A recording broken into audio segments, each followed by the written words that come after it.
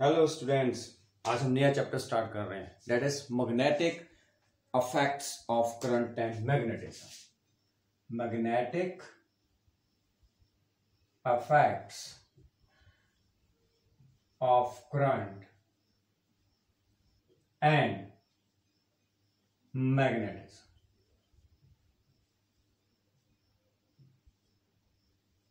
Right, आज हमारा ये चैप्टर यूनिट आई थिंक ये आपका होगा यूनिट 3, है ना। चैप्टर 4 होगा मे बी। यूनिट 3 देख लेना, चेक कर लेना। Unit 3 that is chapter 4। मेरे अकॉर्डिंग यही होना चाहिए, ठीक है। तो magnetic effects of current and magnetism, unit 3 chapter 4, हम इसको स्टार्ट कर रहे हैं, ठीक है। अब क्या है कि जो हमारे पास एक साइंटिस्ट था, डेनिश फिजिक्स साइंटिस्ट था, Hans Christian Oersted, right, Hans ऑरस्टेड।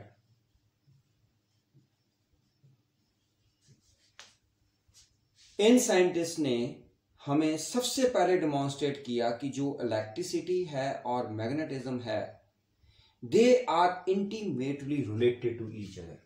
ये फर्स्ट साइंटिस्ट थे जिन्होंने हमने बताया कि इलेक्ट्रिसिटी एंड मैग्नेटिज्म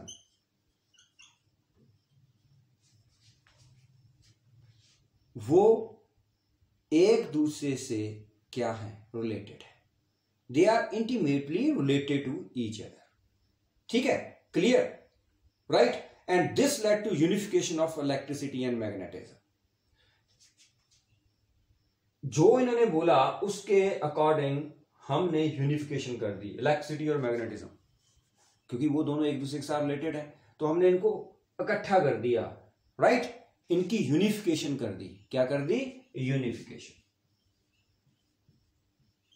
यूनिफिकेशन कर दी। और उससे हमारे पास क्या बना? That is electromagnetism. तो जब इनको हमने यूनिफाई किया तो क्या बन गया? इलेक्ट्रोमैग्नेटिज्म। इलेक्ट्रोमैग्नेटिज्म, इलेक्ट्रिसिटी और मैग्नेटिज्म दोनों को हमने क्या किया हुआ है? कंबाइन किया, इनकी यूनिफिकेशन की हुई है। So branch of physics as a result of unification of electricity and magnetism, that is known as electromagnetism. क्या बोलते हैं बेटा इसको? Electromagnetism, right. So what is the magnetism? The magnetism due to electric current in a conductor. The magnetism, ध्यान से सुनना बेटा, the magnetism due to electric current in a conductor, that is known as electromagnetism. Conductor में से current pass हो रहा है, उसके कारण उसमें मैग्नेटिक फील्ड प्रोड्यूस हो रही है, राइट, क्लियर है। तो उस मैग्नेटिज्म को हम क्या बोलते हैं? Electromagnetism. I am repeating it again, the magnetism due to the electric current in a conductor, that is known as electromagnetism, right। फिर ऑरस्टेड ने हमें एक एक्सपेरिमेंट दिया। क्वेश्चन आता है, explain Oersted's experiment to show the magnetic effect of electric current, right. तो Oersted's का हमारे पास एक्सपेरिमेंट है, उस एक्सपेरिमेंट को आपने ध्यान से सुनना है। आई थिंक शायद ये आपका 10th क्लास में भी था, ऑरस्टेड्स एक्सपेरिमेंट। ऑरस्टेड ने क्या एक्सपेरिमेंट जो है वो किया? तो क्वेश्चन आता है, explain Oersted's experiment to show the magnetic effect of electric current. ठीक है, ध्यान से सुनना इसको, बहुत सारी बातें हैं इसमें समझने के लिए। तो ऑरस्टेड ने क्या किया? एक सिंपल एक्सपेरिमेंट किया to demonstrate the magnetic effect of current, right. उसने क्या किया?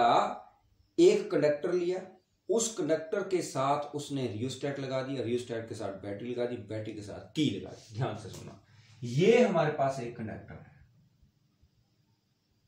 राइट, ये कंडक्टर है,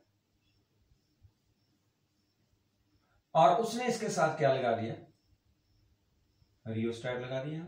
रियोस्टेट आपको पता है, that is variable resistor, right. This is conductor, यहां बोले कंडक्टर, ये हमारे पास कंडक्टर है और यहां पर उसने क्या लगा दिया, कोई बैटरी लगा दी। ठीक है,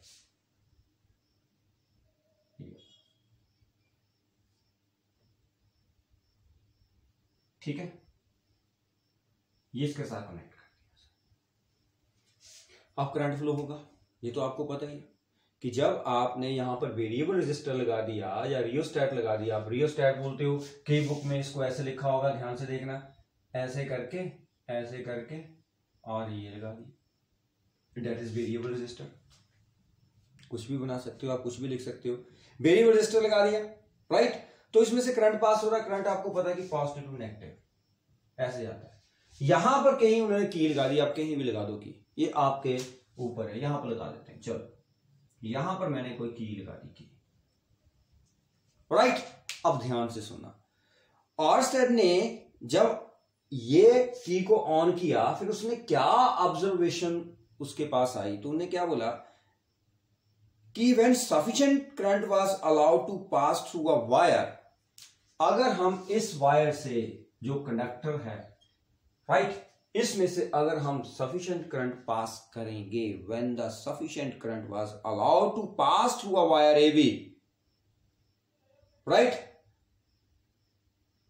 उसके बाद उसने क्या किया, उसने उसके जो वायर है उसकी एक्सिस के ऊपर, ये जो वायर है, राइट, उसने एक्सिस के ऊपर एक मैग्नेटिक रख दी directly below and close to the wire, right, along the axis of a magnetic needle kept directly below and close to the wire.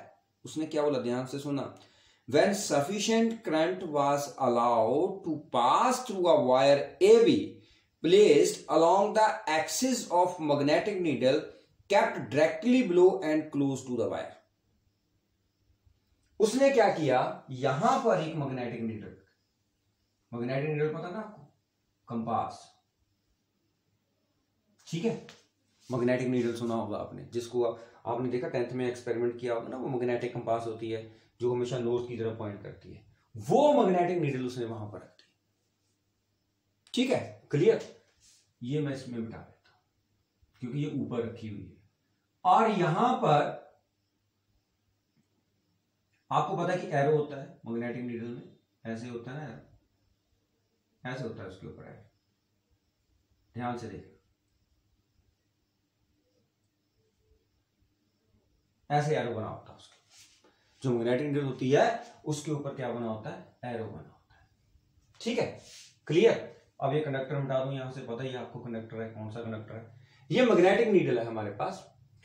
तो ऑरस्टेड ने क्या बोला कि जब हम इसमें से सफिशिएंट करंट पास करते हैं, राइट, और हमने क्या किया हुआ है, इस कंडक्टर के ऊपर क्या रखी हुई है, मैग्नेटिक, मतलब बिल्कुल क्लोज है ये magnetic needle, that is very close to the conductor, right.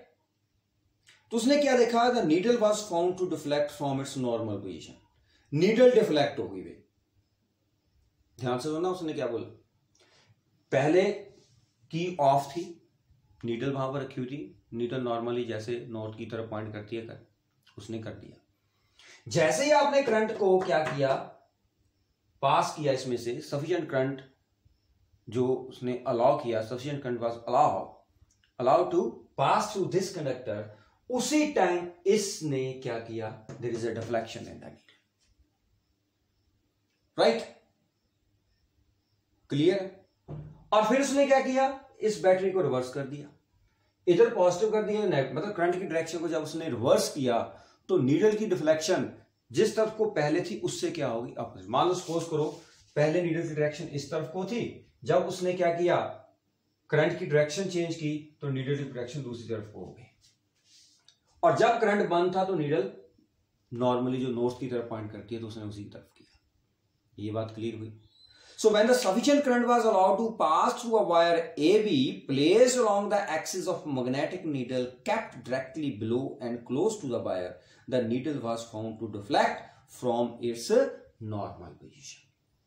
Needle जो है वो normal position से क्या होगी, deflect होगी। इसका मतलब ये needle कहां पर deflect होती है, यहां पर magnetic field होती है।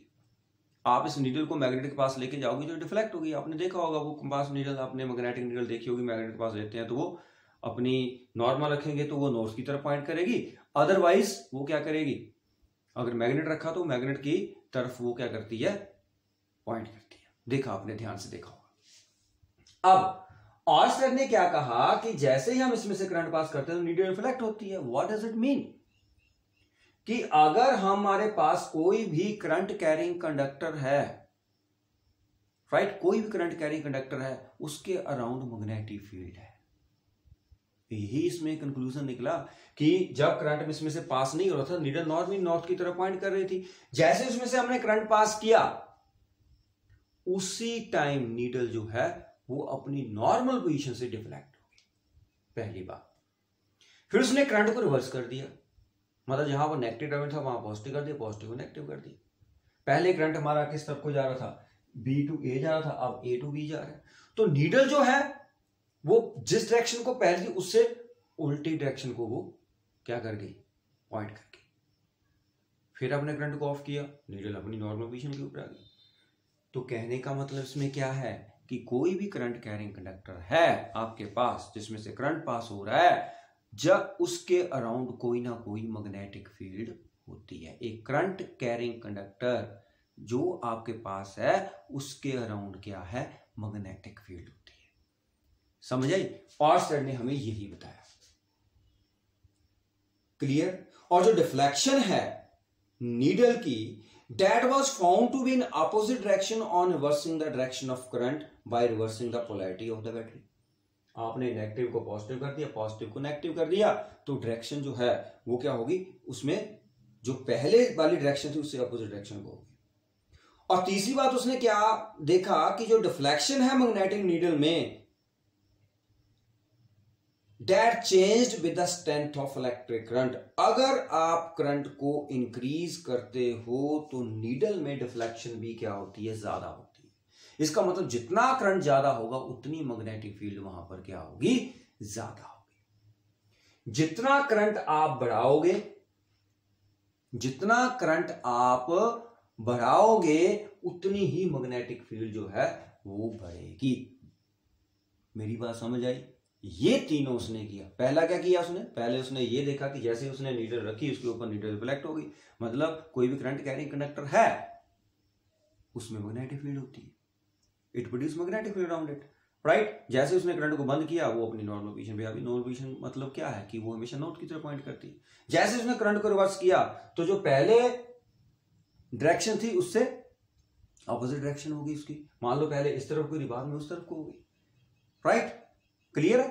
तो तीसरी बात उसने क्या की, जितना करंट बढ़ा रहे हैं, जैसे जैसे करंट आप इंक्रीज कर रहे हो तो नीडल में डिफ्लेक्शन भी क्या हो रही है, इंक्रीज हो रही है। With the increase in the current, with the increase in strength of the current, जब आप करंट जो है वो उसको इंक्रीज कर रहे हो, करंट को इंक्रीज कर रहे हो, उसके साथ मैग्नेटिक फील्ड भी इंक्रीज हो रही है, और मैग्नेटिक फील्ड इंक्रीज होने के साथ इस नीडल की डिफ्लेक्शन भी क्या हो रही है, ज्यादा हो रही है, राइट। अब फिर उसने क्या एक्सपेरिमेंट किया, उसने पहले कंक्लूजन निकाला कि electric current in a conductor produce magnetic field in the space around the conductor. ये तो हमें पता ही है कि flow of electric charges is the source of magnetic field. जो फ्लो ऑफ इलेक्ट्रिक चार्जेस हैं that is the source of magnetic field. अभी तक रिसर्च चल रही है कि अर्थ की मैग्नेटिक फील्ड क्यों हो रही है, बहुत सारी प्रिवेलिंग थ्योरीज आ रही हैं कि अर्थ की मैग्नेटिक फील्ड का क्या कारण है, what is the reason behind it, कि अर्थ एक ह्यूज मैग्नेट है, क्यों है, क्या है रीजन। ऑर्स्टेड ने हमें क्या बताया कि अगर चार्जेस फ्लो कर रहे हैं तो flow of electric charges that is the source of magnetic field. Clear है? Flow of electric charges that is the source of magnetic field. Oersted experiment. अब जो डायरेक्शन है डिफ्लेक्शन ऑफ मैग्नेटिक नीडल की due to electric current, वो भी हमने देखनी है क्यों हो रही है ऐसे। अब देखो, सबसे पहले उन्होंने एक्सपेरिमेंट, ये सर्किट था उनके पास। जैसे ही उन्होंने करंट इसमें से पास किया, सेम यही, इधर नेगेटिव इधर पॉजिटिव, करंट आपका बी टू ए जा रहा है। तो जैसे करंट आपका बी टू ए जा रहा है तो उसकी जो नीडल है वो किस तरफ को डिफ्लेक्ट हुई है वो हमने देख लिया। ठीक है, तो अगर हम यहां पर इस तरफ को बोलते हैं नॉर्थ, ये है हमारे पास साउथ, इस तरफ को है ईस्ट, इस तरफ को है वेस्ट, ऐसे लेते हैं नॉर्थ साउथ ईस्ट वेस्ट। अब हमारा करंट जो है इधर से इधर को जा रहा है, इसका मतलब साउथ टू नॉर्थ जा रहा है। करंट किस तरफ को जा रहा है? South to north. इस केस में जो उसकी नीडल थी वो इस तरफ को डिफ्लेक्ट,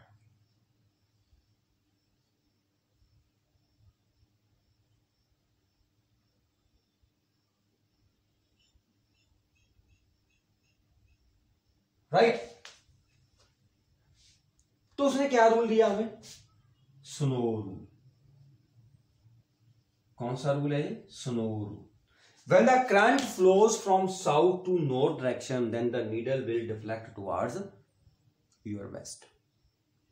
ठीक है, अगर करंट, ये देखो करंट जा रहा है इधर से इधर, मतलब साउथ टू नॉर्थ, तो नीडल आपकी किस तरफ को रिफ्लेक्ट होगी? वेस्ट की तरफ। अगर उल्टा हो रहा है तो आपकी नीडल जो है किस तरफ को जाएगी? इस तरफ को जाएगी।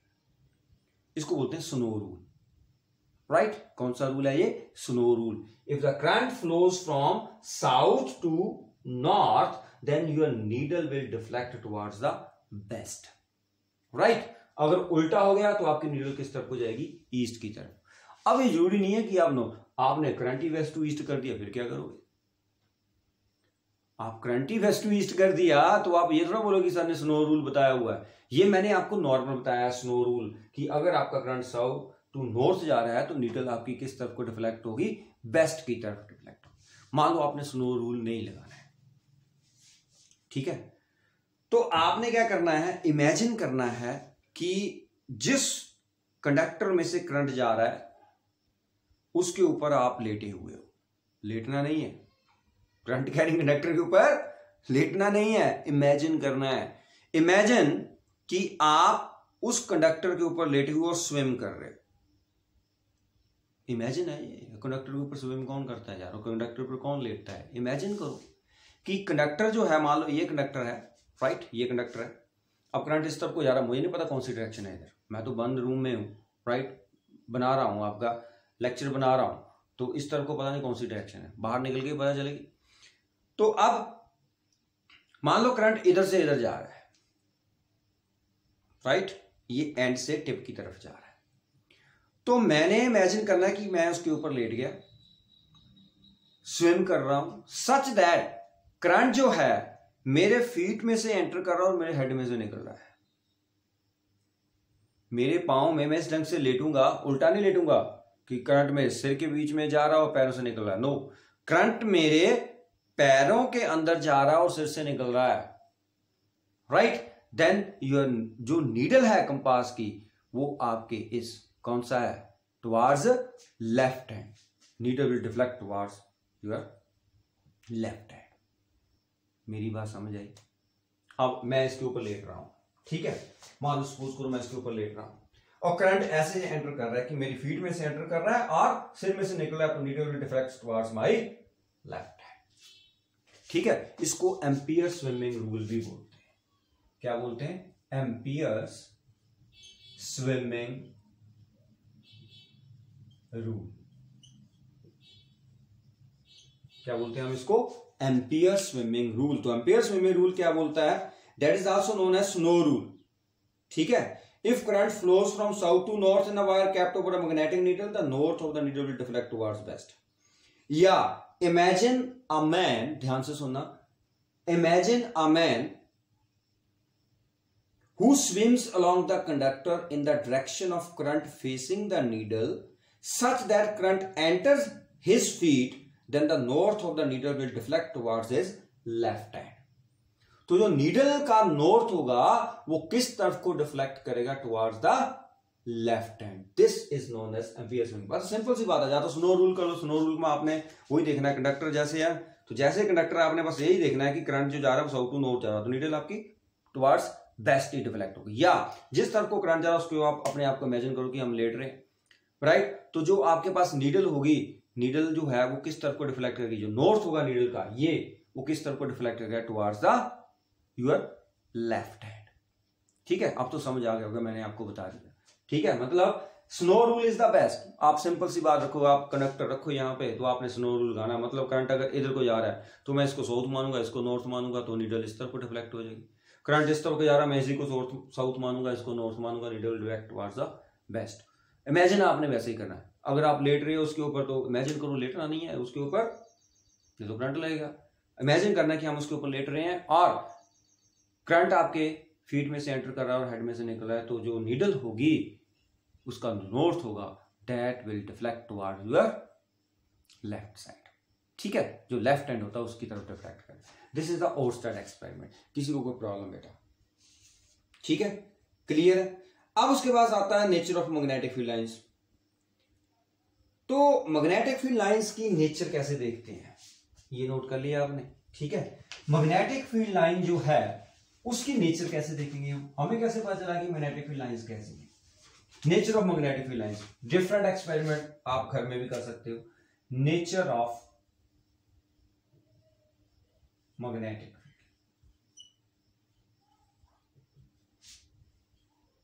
लाइंस, आपने नेचर फाइंड करनी है। Nature of magnetic field lines या nature of magnetic field lines को हम बाद में करेंगे, नेचर ऑफ मैग्नेटिक फील्ड कर लेते हैं। नेचर ऑफ मैग्नेटिक फील्ड क्या होगी?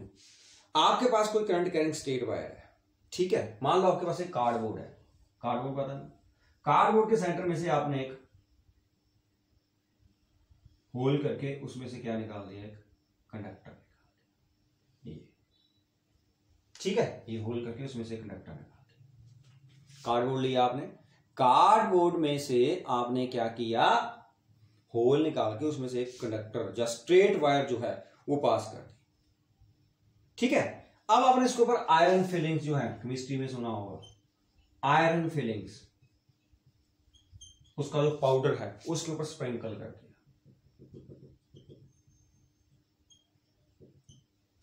ठीक है, आयरन फिलिंग्स मतलब आपने क्या किया, आयरन फिलिंग्स इसके ऊपर स्प्रेड कर दी।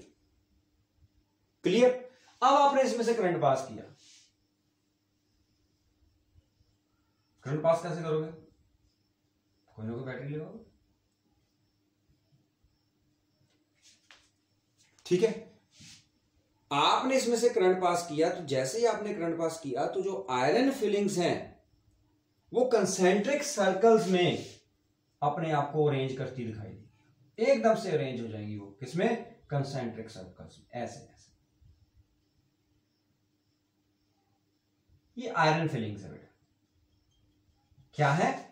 Iron filings. जैसे ही आप करंट पास करोगे इस कंडक्टर में से, ये जो कंडक्टर है इसमें से जैसे ही आप करंट पास करोगे क्या होगा? करंट पास करोगे तो क्या होगा? जैसे ही आप इसमें से करंट पास करोगे तो आयरन फिलिंग्स जो हैं they will arrange themselves in concentric circles around the wire, and these circles they are formed by the iron fillings, they are very close to one another near the current carrying conductor। जैसे जैसे ये current के conductor के पास आई जाएंगी, ये क्या होती जाएंगी, क्या होती जाएंगी, ये कंजेस्टेड होती जाएंगी लाइंस। ठीक है, और जैसे जैसे दूर आप इससे जाते जाओगे कंडक्टर से, तो ये जो सर्कल्स हैं they spread out away from the circle. मतलब मैग्नेटिक फील्ड जो है नियर द कंडक्टर वो ज्यादा थी, तो इसलिए वो कंसेंट्रिक सर्कल जो हैं बिल्कुल पास पास में थे, क्राउडेड थे। जैसे ही आप उससे दूर जा रहे हो तो वो जो सर्कल्स हैं वो स्प्रेड हो रहे हैं, मतलब उनमें जो डिस्टेंस है वो क्या हो रहा है, बढ़ रहा है। Is that clear? राइट। तो यहां से मैग्नेटिक फील्ड्स जो हैं, अब क्या बोल रहे हैं, if a magnetic compass needle is allowed to trace its path around the conductor, once again it is found to be circle. अगर आपके पास कोई मैग्नेट है ना, यहां पर ये देखो मैग्नेट है, राइट, आपने मैग्नेट ऐसे रखा, मान लो सपोज करो, तो जब आप नीडल यहां पर रखोगे ना, राइट, फिर आप मान लो कि आपने ऐसे रखा है, ये एरो बन रहा है उसका, फिर आपने यहां पर डॉट लगा के फिर नीडल को रख देना, इस ढंग से रखना ताकि एरो आपका ऐसे, ये करते करते आपकी ये क्या बन जाएगी, कंसेंट्रिक सर्कल्स बनते जाएंगे। इधर से भी ऐसे कंसेंट्रिक सर्कल बनते जाएंगे। ठीक है, और जैसे जैसे आप दूर जाते जाओगे ये कंसेंट्रिक सर्कल्स जो हैं वो क्या होते जाएंगे, बड़े बड़े होते जाएंगे। Is that clear? समझ आ गई? तो magnetic field around a current carrying straight conductor that consist of concentric circles of magnetic field lines lying in a plane which is at right angle to the current carrying conductor.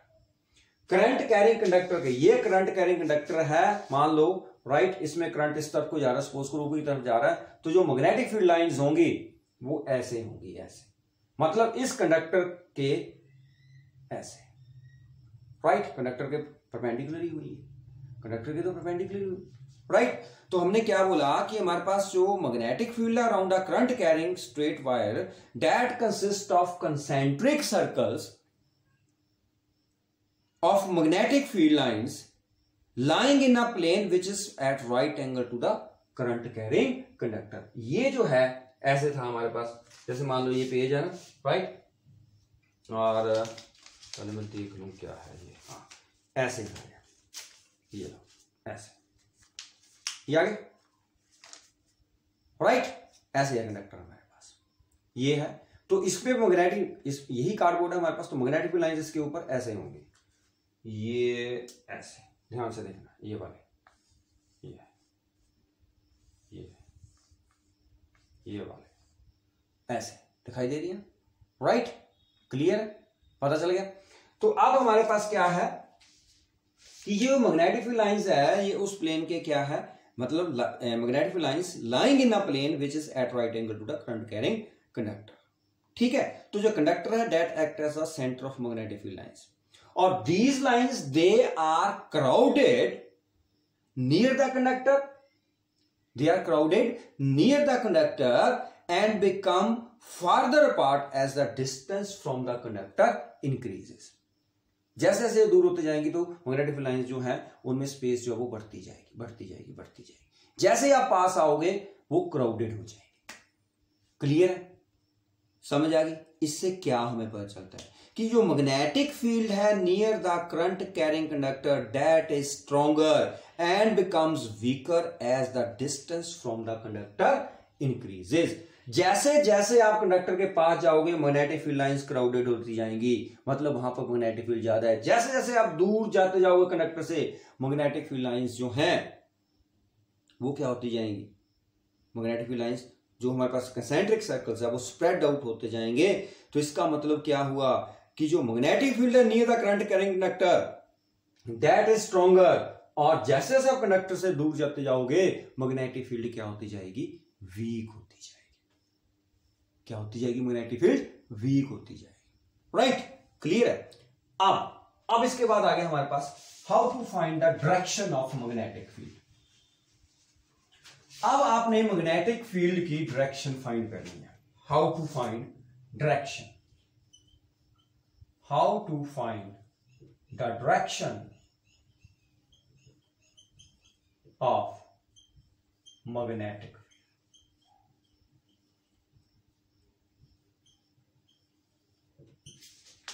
ठीक है, question क्या आ गया कि how to find the direction of magnetic field at any point. ठीक है, मान लो ये आपके पास कंडक्टर है और ये हमारे पास एक ले ली मैंने मैग्नेटिक फील्ड लाइन, ये this is a magnetic field line. ठीक है, करंट इस तरफ को जा रहा है मान लो, तो मैग्नेटिक फील्ड लाइंस ये है हमारे पास। गोल नहीं बनी हुई क्योंकि मेरी जो ड्राइंग है वो शुरू से ऐसी है, फिर भी ट्राई किया मैंने गोल। ये आपकी मैग्नेटिक फील्ड लाइंस, ठीक है, ऐसे को आपने इस पॉइंट के ऊपर मैग्नेटिक फील्ड देखनी है, या इस पॉइंट के ऊपर मैग्नेटिक फील्ड देखनी है, या आपने इस पॉइंट के ऊपर मैग्नेटिक फील्ड देखनी है, या इस पॉइंट के ऊपर देखनी है, या इस पॉइंट के ऊपर। तो magnetic field at any point that is along the tangent to the magnetic field line at that point. आपने यहां पर टेंजेंट ड्रा करना है, जिस तरफ को टेंजेंट की डायरेक्शन जाएगी that will give you the direction of magnetic field. समझ आ गई, क्लियर है, that will give you the direction of magnetic field. So direction of magnetic field at any point that is along the tangent to the magnetic field line at that point. Clear है? And the direction of magnetic field lines and thus magnetic field around the conductor and conductor can be determined by this rule. मेरी बात समझ आ गई? क्या बोला मैंने? कुछ भी नहीं बोला मैंने सिंपल यही बोला है कि अगर आपके पास मैग्नेटिक फील्ड लाइन है तो उस मैग्नेटिक फील्ड लाइन से आप मैग्नेटिक फील्ड की डायरेक्शन फाइंड कर सकते हो। कैसे? उस जो मैग्नेटिक फील्ड लाइन है उसके ऊपर पर्टिकुलर पॉइंट के ऊपर आपने टेंजेंट ड्रा करना है, जहां पर आपने direction of magnetic field draw करनी। टेंजेंट तो पता है ना आपको? टेंजेंट क्या होता है? एक स्ट्रेट लाइन होती है जो उस पॉइंट को टच करके निकलती है, उसको टेंजेंट बोलते हैं। ये नहीं उसको क्रॉस करके निकलती, ये नहीं है हमारे पास कि इस पॉइंट को टच करके निकली, टच नहीं हुआ, ये क्रॉस ही कर गया उसको। ठीक है, तो टेंजेंट तो सभी को पता होगा, मैथ्स के स्टूडेंट हैं उनको तो पता ही होगा। अब direction of magnetic field at any point मैंने आपको बता दिया। फिर भी हमारे पास रूल हैं, 2 रूल हैं। कौन कौन सा? एक है राइट हैंड थंब रूल, एक है राइट हैंड स्क्रू रूल। एक और भी बताऊंगा, पाम रूल भी बताऊंगा आपको, वो बाद में बताऊंगा। ठीक है, पाम रूल भी है हमारे पास, पाम मतलब हथेली वाला रूल, वो भी बताऊंगा। पहले हम क्या करेंगे? राइट हैंड थंब रूल की बात करेंगे। Right hand thumb rule. What is right hand thumb rule? Right hand thumb rule क्या है? राइट हैंड थंब रूल में फिर वही बात, इमेजिन करना है, इमेजिन करना है। ठीक है, इमेजिन करना है, ये नहीं है कि सर ने बोल दिया तो आपने कंडक्टर को अपने हाथ में ले लिया। इमेजिन करना है कि आपके पास एक कंडक्टर है। If a conductor carrying current is imagine to be held in the right hand such that the thumb points in the direction of current, ये thumb जो है that points in the direction of current, then the tips of the curled finger, ये जो मेरी curled finger है, ये देखो दिखाई दे रही है ये वाली, then the tips of the curled fingers encircling the conductor will give the direction of magnetic field lines, ये हमें direction of magnetic field lines देंगी। जिस तरफ को करंट आपका इस तरफ को जा रहा है तो अपना राइट हैंड लो, जिस तरफ को करंट है उस तरफ को आपने थंब कर देना है, और जिस तरफ को आपकी उंगलियां कर्ल कर रही हैं that will gives you the direction of magnetic field lines. मैं मैग्नेटिक फील्ड की बात नहीं कर रहा हूं, मैं मैग्नेटिक फील्ड लाइंस की बात कर रहा हूं, राइट। और आपने पर्टिकुलर पॉइंट के ऊपर मैग्नेटिक फील्ड की डायरेक्शन देखनी है तो उस मैग्नेटिक फील्ड लाइन के ऊपर क्या ड्रा कर दो? टेंजेंट ड्रा कर दो। मान लो कंडक्टर आपका ये है, मान लो इसमें करंट इस तरफ को जा रहा है, करंट इस तरफ को जा रहा है, तो आपकी मैग्नेटिक फील्ड लाइंस की डायरेक्शन कैसे होगी? ये वाले, राइट, इस तरफ, ये ऐसे। समझ आ गई? क्लियर? तो सिंपल सी बात है कि आपके पास कोई भी कंडक्टर है, उसमें से करंट पास हो रहा है। मान लो इस तरफ को करंट पास हो रहा है, मैंने थंब किया, राइट, करंट इस तरफ को जा रहा है, जिस तरफ को करंट है राइट हैंड थंब आपने उस तरफ को कर देना। जिस तरफ को आपकी उंगलियां कर्ल हो रही हैं, किस तरफ को कर्ल हो रही हैं? ऐसे कर्ल हो रही हैं आपकी फिंगर्स, तो जिस तरफ को आपकी फिंगर्स कर्ल हो रही हैं वो डायरेक्शन हमें क्या दे रही है? Direction of magnetic field lines. तो मैग्नेटिक फील्ड आप भी पॉइंट के ऊपर फाइंड कर सकते हो। फिर इज दैट क्लियर? तो इसको हम क्या बोलते हैं? Right hand thumb rule. If a conductor carrying current is imagined to be held in the right hand such that the thumb points in the direction of the current, then the tips of the curled finger encircling the conductor will give the direction of the magnetic field lines. ये हमें direction of magnetic field lines देगी। ये समझ आ गया right hand thumb rule? कहीं भी आप apply कर सकते हो। करंट आपका इस तरफ को है तो जिस तरफ को करंट है उस तरफ को अपना थंब, राइट हैंड का थंब करो और उंगलियां कर्ल करो, जिस तरफ को कर्ल करी वो मैग्नेटिक फील्ड लाइंस की डायरेक्शन होगी। डन? फिर हमारे पास आ गया right hand screw rule. Right hand screw rule, इसको मैक्सवेल कॉर्क स्क्रू रूल भी बोलते हैं। राइट हैंड स्क्रू रूल, या हम इसको क्या बोलते हैं? Maxwell cork screw rule. Right hand screw rule, Maxwell cork screw rule. आपने कभी स्क्रू टाइट किया? कभी स्क्रू टाइट किया होगा। जब हम स्क्रू को टाइट करते हैं, मान लो स्क्रू को मैंने इस तरफ को टाइट करना है, तो आपने देखना स्क्रू को आप क्लॉकवाइज घुमाते हो कि नहीं? क्लॉकवाइज। एंटी क्लॉकवाइज करोगे तो वो पीछे की तरफ आ जाएगा। तो राइट हैंड स्क्रू रूल का मतलब क्या है कि जिस तरफ को करंट जा रहा है, ध्यान से सुनना, जिस तरफ को करंट जा रहा है आपने स्क्रू को उस तरफ को ड्राइव करना है। स्क्रू को उसी तरफ क्या करना है? आपने ड्राइव करना है, राइट। जैसे मैंने इस तरफ को स्क्रू भेजा, जिस तरफ को करंट, मान लो करंट इस तरफ को जा रहा है तो स्क्रू भी इस तरफ को जाना चाहिए, तो मैंने उसको इस ढंग से टाइट करना है कि स्क्रू जो है वो करंट की डायरेक्शन में जाए। तो मान लो करंट इस तरफ को है तो स्क्रू इसी तरफ को टाइट करेंगे, कैसे टाइट करूंगा, उसको क्लॉकवाइज घुमाऊंगा ऐसे, तभी टाइट होगा, ऐसे ही टाइट होगा। तो इसका मतलब जिस तरफ को करंट जा रहा है उस तरफ को हम स्क्रू टाइट कर रहे हैं, और जिस तरफ को हमारा हाथ घूम रहा है that will give you the direction of magnetic field lines. मान लो करंट इस तरफ को आ रहा है तो मैंने स्क्रू को उस तरफ को घुमाना है, उल्टा घुमा दो तो कैसे घूम रहा है, एंटी क्लॉकवाइज। स्क्रू को देखो आप, स्क्रू को अगर आगे की तरफ भेजना है तो मतलब करंट इस तरफ को है तो स्क्रू ऐसे जाएगा, तो मैग्नेटिक फील्ड लाइंस ऐसे होंगी क्योंकि करंट भी उस तरफ को है। अगर मान लो करंट इस तरफ को है तो स्क्रू को क्या कर दो, उल्टा कर दो, घुमा दो, ऐसे बाहर निकालो तो स्क्रू बाहर की तरफ आएगा। अगर स्क्रू बाहर की तरफ आ रहा है इसका मतलब करंट हमारा अगर इस तरफ को है तो हमारी मैग्नेटिक फील्ड लाइंस क्या होंगी, जिस तरफ को हमारा हाथ घूम रहा है एंटी क्लॉकवाइज घूम रहा है, तो मैग्नेटिक फील्ड लाइंस की डायरेक्शन क्या होगी वहां पर, एंटी क्लॉकवाइज।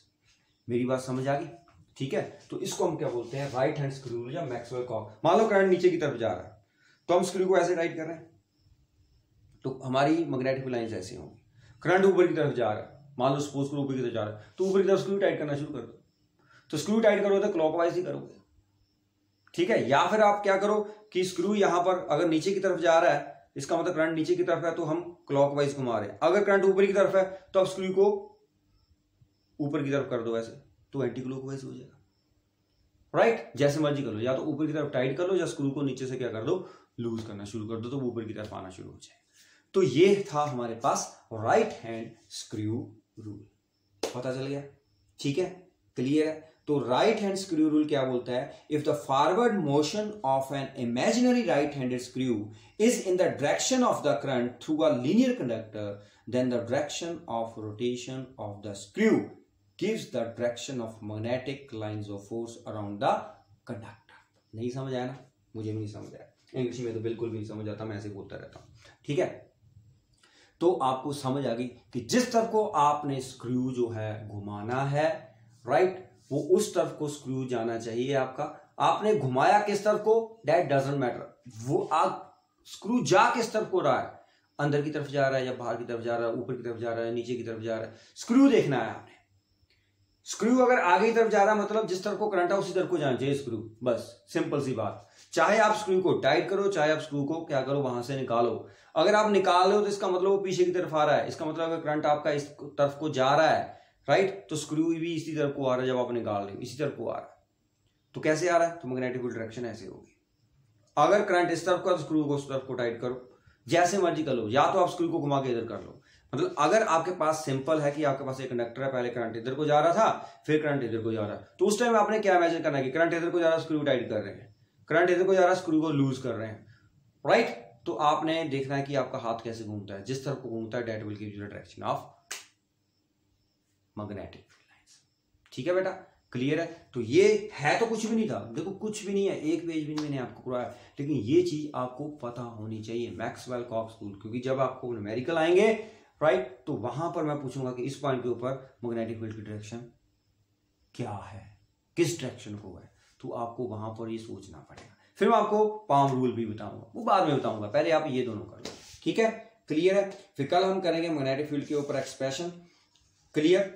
अब एक इसमें था कि आपका एक साइक्लोट्रॉन है, साइक्लोट्रॉन आपके सिलेबस में से उड़ गया है, लेकिन साइक्लोट्रॉन का पूरा आर्टिकल जो साइक्लोट्रॉन में हम यूज करते थे थ्योरी, वो सारी की सारी है, ठीक है कि नहीं। सीबीएसई ने पता नहीं क्या कैसे बनाया सिलेबस, साइक्लोट्रॉन उड़ा दिया, लेकिन साइक्लोट्रॉन में जितनी कैलकुलेशन हो रही है उससे पहले आर्टिकल्स हैं वो सारे के सारे तो आपको आने ही है। तो साइक्लोट्रॉन में क्या प्रॉब्लम थी, साइक्लोट्रॉन करने से पहले ही हम वो सारा साइक्लोट्रॉन कर ही लेते हैं, बस उसको हमने क्या करना होता है, छोटे छोटे पार्ट्स हैं उसको ज्वाइन करके तो साइक्लोट्रॉन बन जाता है। तो इसलिए जो भी हमने करना है वो सारा करना है, छोड़ना कुछ नहीं है, ठीक है, क्लियर है। इसको ध्यान से समझना। उम्मीद है कि आपको ये वीडियो जो है वो आज की पसंद आएगी, कोई साउंड नहीं होगी क्योंकि आज मैं घर में बना रहा हूँ। Good bye.